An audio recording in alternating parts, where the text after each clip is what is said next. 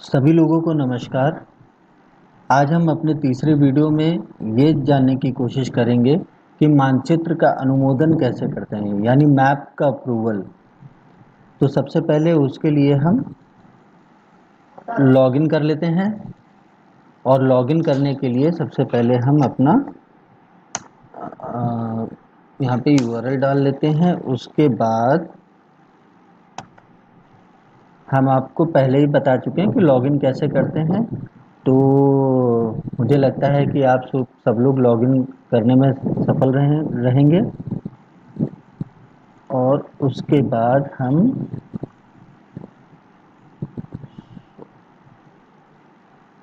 यहाँ पे लॉगिन करने के लिए कैप्चा डाल देंगे RCRRCXPY।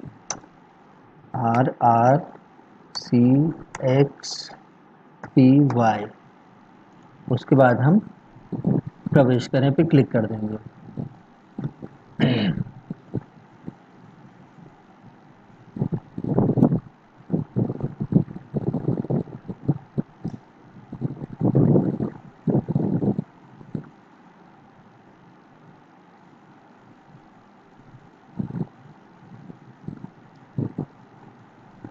एक बार जैसे ही आपकी ये स्क्रीन खुल जाएगी तो अपने बाईं तरफ हम देखेंगे कि खूब बहुत सारे ऑप्शंस आते हैं।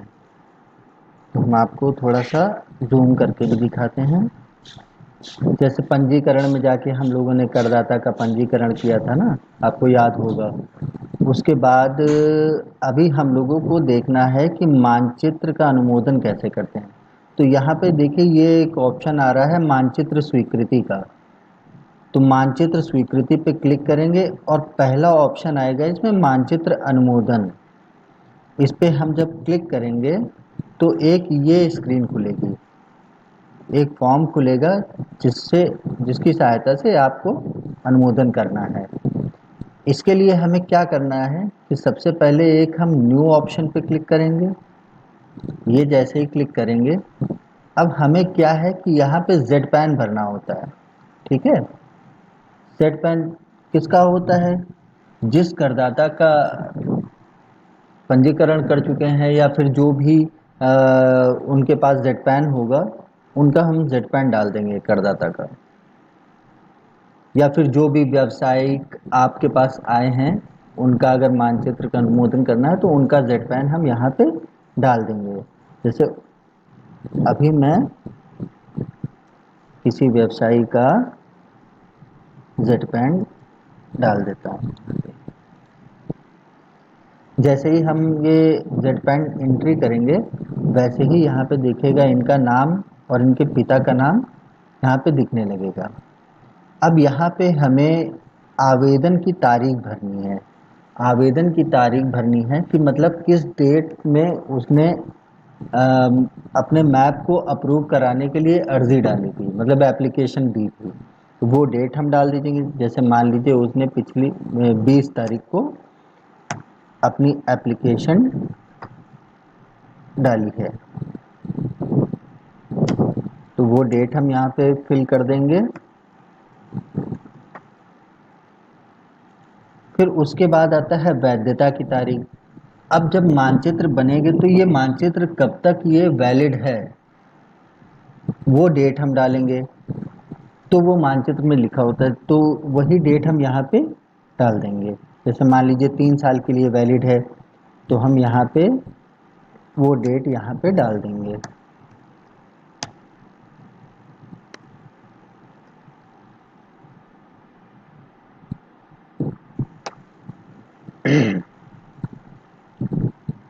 ये हम लोगों ने वैधता की तारीख भी डाल दी है।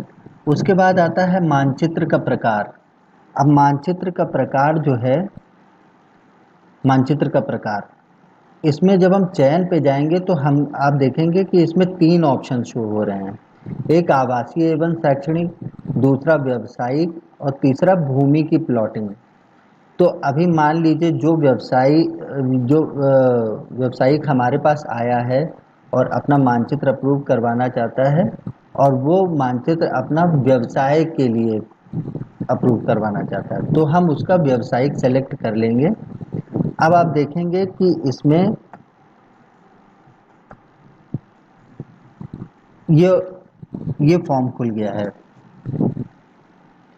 अच्छा, उससे पहले हम यहाँ पे पता में जहाँ पे ये व्यवसाय शुरू कर रहे हैं, जहाँ पे जैसे व्यवसाय के लिए जो भी निर्माण कार्य हो रहा है, हम वहाँ का पता इसमें डाल देंगे। मान लीजिए कि उन्नाव में कोई जगह है चौक, तो हमने वहाँ का पता डाल दिया। हालांकि इसमें पूरा पता इसमें डाल लेंगे। उसके बाद हम वास्तुकार का नाम डालेंगे। अब वास्तुकार का नाम यहाँ पे आशीष दे रखा है, फिलहाल अभी हम यहाँ पे सेलेक्ट कर लेंगे। वो हर ज़िला पंचायत के वास्तुकार अलग होते हैं और वास्तुकार का इम्पैनलमेंट किया जाता है, मतलब वास्तुकार का पंजीकरण किया जाता है। तो हर ज़िला पंचायत का अपना अलग है। जिनमें अभी फ़िलहाल नहीं आ रहा है, उन उनको वास्तुकार का नाम भरने की ज़रूरत फ़िलहाल नहीं है। अब इसके अभी यहाँ पे आशीष आ रहा है, तो मैंने आशीष भर दिया है। उसके बाद हमें मानचित्र का जो पीडीएफ है वो हमें यहाँ पे अपलोड करना होता है। तो हम उसके लिए चूज़ पे जाएंगे, चूज़ फाइल पे, और मानचित्र का पीडीएफ जो है वो यहाँ पे अपलोड कर लेंगे।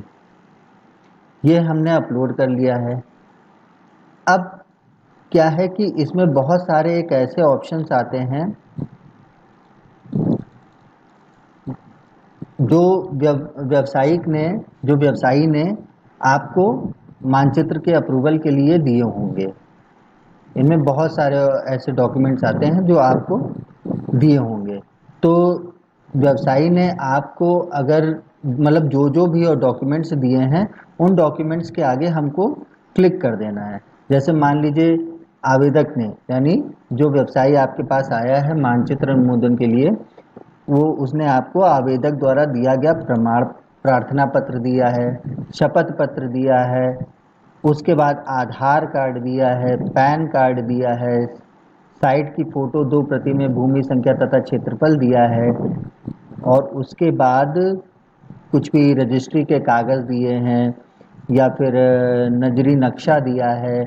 ऐसे जितने भी आपके पास डॉक्यूमेंट्स होंगे वो उन सब पे आप यहाँ पे क्लिक कर देंगे। अब हम आते हैं, ये जो फॉर्म दिया हुआ है ये भी हम आपको दिखा रहे हैं। जैसे यहाँ पे लिखा है क्रम संख्या, प्रकार, शुल्क, क्षेत्रफल, वर्ग मीटर, अनुमानित शुल्क, शुल्क, कुल शुल्क।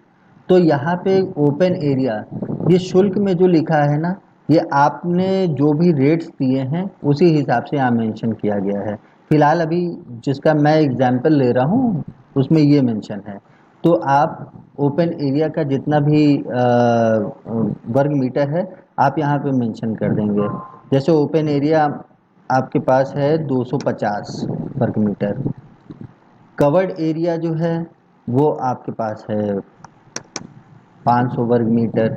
बाउंड्री वॉल जो है वो बाउंड्री वॉल कहीं कहीं वर्ग मीटर के हिसाब से होती है, कहीं कहीं रनिंग मीटर के हिसाब से होती है। तो वो हम यहाँ पे भर देंगे। जैसे मान लीजिए यहाँ पे 100 मीटर की है, ठीक है। उसके बाद कंपाउंडिंग रेट। कंपाउंडिंग रेट क्या होता है? कंपाउंडिंग रेट का मतलब ये है कि यदि व्यवसायी ने या फिर यदि आवेदक ने निर्माण से पहले ज़िला पंचायत से परमिशन ली है तो हम यहाँ पे ज़ीरो भर देंगे, और अगर उसने परमिशन नहीं भी ली है तो यहाँ पे हम, जैसे मान लीजिए आपकी ज़िला पंचायत पे निर्भर करता है कि वो कितने प्रतिशत इसमें कंपाउंडिंग रेट ले रहे हैं। तो यहाँ पे हम जैसे मान लीजिए 20% यहाँ पे ले रहे हैं, तो उसके बाद हम जैसे ही क्लिक करेंगे, कैलकुलेट पे क्लिक करेंगे तो ये आ जाएगा। अब इन सब का जो अनुमानित शुल्क है ये इतना आया है, और उसके बाद ये अनुमानित चालान शुल्क जो है 42,600 आ गया है, ठीक है। तो इसके बाद हम सभी जानकारी को एक बार फिर से देख लेंगे। उसके बाद हम इसको इस ऑप्शन पे जाएंगे, ये सेव ऑप्शन है, सेव कर देंगे। ये जैसे ही सेव करेंगे तो यहाँ पे आप देखेंगे कि पंजीकरण सफलतापूर्वक पूर्ण हो गया। कृपया मानचित्र संदर्भ संख्या नोट करें। तो इसको हम एक जगह पे नोट डाउन कर लेंगे, या फिर नोट डाउन नहीं भी करना है तो इसको क्या करेंगे, जो मानचित्र की फाइल होगी उस पे इस संदर्भ संख्या को नोट डाउन कर देंगे।